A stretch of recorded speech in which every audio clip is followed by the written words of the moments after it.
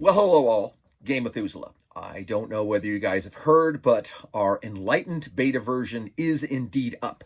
So if you go to d-9games.itch.io, you can download the beta version. Now, we're looking to do crowdfunding, most likely with Kickstarter. We're looking to acquire some stretch goals and the like. So it's very likely we're going to look to do some miniatures, and they'll likely be in an Albion theme. I'm going to most likely do the Teeth of the Dragon and put them in the Enlightened game and sort of spread them out over different milieus so that you can use them for your own game or whatnot. And of course, I most likely somewhere down the line am going to provide a 5th edition version of them just for you guys so you can use them if you want to still play Dungeons and Dragons, which of course the vast majority of people do. We'd love to get your support. We'd love to get your feedback on what we're doing. But really, when this goes to crowdfunding and Kickstart, we're hoping some of you will be really obviously interested enough in it to go ahead and buy it. We'll just do the PDF, of course. And then I'm talking to some printers and alike and some sculptors and different types of things to find out what sort of additional stretch things we can do. So there'll likely be maybe moonstones and other things to give out. So hopefully you'll get to see some of that when we do our Kickstarter. The other advantage with it is, as you guys now know if you've looked at it, we're pretty far down the road. This is pretty much a completed game system, RPG. So we're not going to have that length of time that most games are going to have from the time we crowdfund it to the time that the game gets produced. The only determining factor on that's going to be is just numbers. I mean, if we get a relatively large number, it might take a little longer to get books printed because we'll have to do a long run with a bigger company. If not, if we end up with small numbers, we might be able to do this quicker. Of course, it's just all going to depend on you and the likes and dislikes of the market. So hopefully you guys will be watching and keeping in touch with us and letting us know how you like the game. Anything you'd like to see improved. I think we're, like I said, been down the road and been appreciating all the feedback we've been getting. The other thing we're going to do and start pretty much immediately is, even though I'm going to run an Albion campaign book, I really want to just get it immersed and starting out from the very beginning. So we're going to start doing newsletters, which really has been based upon a lot of our play testing, how Steve and I have both evolved this campaign differently than when I ran it for Matt's group back in the PAD group years ago when we ran it in 3.5 and 4th edition. So it's going to be a very different game than we played then. Just because the dynamics changed within the playtest period, and we've been playing this game now for well over a year.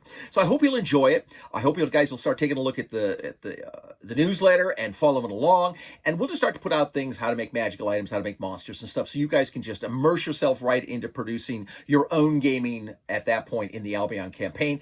And then likely I'll just keep running it and keep running the newsletter, so you'll be able to join and follow along with the campaign that I'm running. Run it yourself. Maybe get into running, characters in it, and possibly we'll have people playing online or on meetups and stuff. And there'll be people and opportunities to sort of dynamically change the game that we're running with your own stories and your own games. So keep an eye out. And in the meantime, I'm going to show you a little something. It's a painting day. I was looking at some miniatures. I really want to do some of these 3D prints. I really love these little tree guys. Hold on, let me show you what I'm doing. So my good friend Craig, maybe less of a good friend now, had a little painting challenge for me. So the other night he gave me this lovely miniature here. I don't know who it's produced by. I was just so overwhelmed by its interesting concept. I mean, I thought it was a polar bear puppeteer, but I guess it's called a shark bear. So I said, well, of course, I'm going to do a shark bear. I have to do a great white shark bear. So I sort of did it up in a little white theme. I speed painted it, as you might imagine. I could only spend so much time on this before I threatened to kill myself. So this is it. I'm going to give it back to Craig and be glad to be done with it. Obviously, as usual, I'm always working on old vintage miniatures that I find and about and doing those. But these were the ones that I told you I kind of liked, these 3D printed little tree guys. I thought they were really cool. I'd like to add something like this in a stretch goal. I don't know what the parameters are as far as, owning them or getting them sculpted or done or however they're produced.